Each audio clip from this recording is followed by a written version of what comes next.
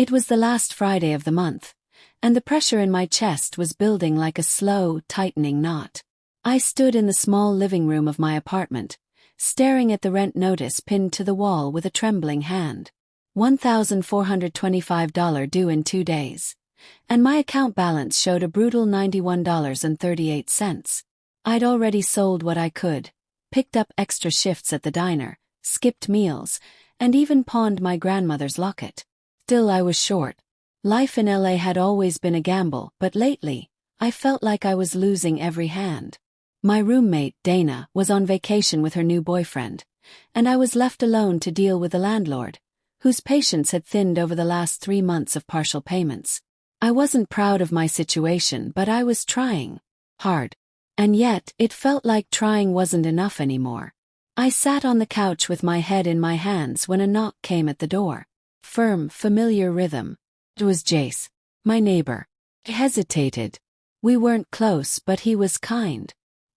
He was also dangerously attractive. Tall, with messy brown hair and eyes that held a lot more than he ever said. And he'd helped me carry groceries more times than I could count. When I opened the door, he smiled, holding up a Tupperware container.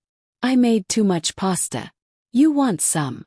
It was simple, and exactly the kind of thing I'd come to expect from him. Always thoughtful. Always just next door. I could kiss you, I joked, taking it with a tired laugh. He arched an eyebrow. Don't tease me like that. I rolled my eyes, but the truth was I'd thought about it. I'd thought about him. But he had a girlfriend. Or at least he did. Lately, I hadn't seen her around. Want to eat with me?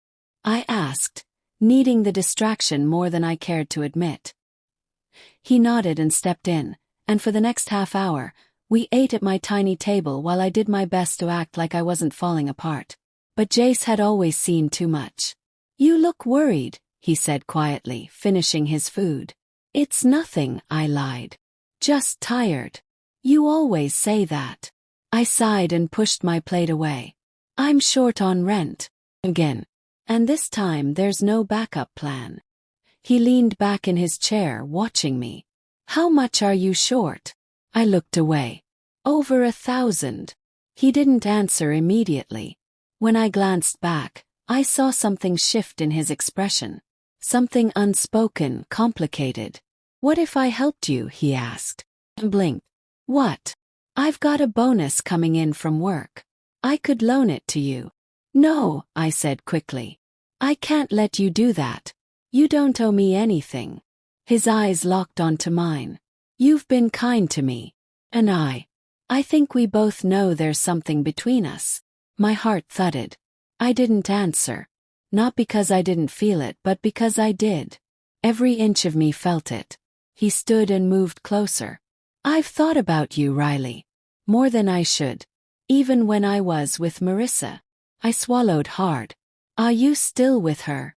No, he said. Not really. It's been over for a while.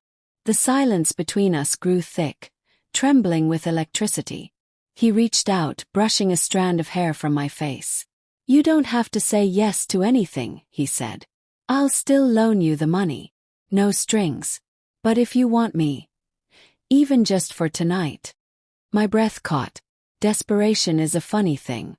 Cloud's logic softens resistance. And when it mixes with longing that's already there, it creates something powerful. Something dangerous. I reached for him before I could second guess it. Our mouths met like fire and oxygen. Yes. Hungry.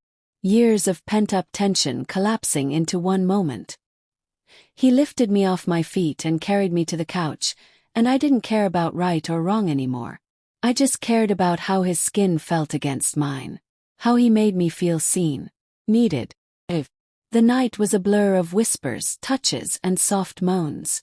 It wasn't just about money. It wasn't even just about attraction. It was about connection. Raw and exposed and messy. After, we lay tangled in silence, the sound of our breathing filling the room. Do you regret it? I asked softly. He looked at me. No. But I'm afraid you might. I turned my head toward him.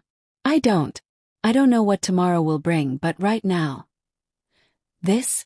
Felt like something I needed. Not just the money. You. The next morning, I woke to find an envelope on the kitchen counter with $1,500 inside. No note. Just his name on the front. I didn't see him for 3 days. When I finally knocked on his door, my heart was pounding. I had planned a million things to say, but the moment he opened the door, I forgot all of them. He stared at me, a quiet sadness in his eyes. "Hey, I paid rent," I said. He nodded. "Good. And I came to give you this back." I held out the envelope. He shook his head. "I told you. It's not a loan. But I want it to be," I said. "Because I want last night to mean something more than a transaction." "It wasn't," he said quickly, stepping out. "It never was. So what now?" He took my hand. "Let's see. Let's take it slow. But Riley, I've been wanting to be yours for longer than you know." From that night on, everything changed. People judged. They whispered. They saw what they wanted to see. A woman who traded herself for rent. But they didn't see the late-night conversations, the dinners cooked together, the moments of laughter, the tears, the real love that bloomed in the cracks of desperation. We moved in together 6 months later. The rent. Always paid on time. But more than that, we built something real. Something honest. I never forgot that night. One line was crossed. But it didn't ruin me, it revealed something true. That sometimes, love doesn't walk through the door when everything is perfect. Sometimes it crawls in during your lowest moment, and stays. Forever.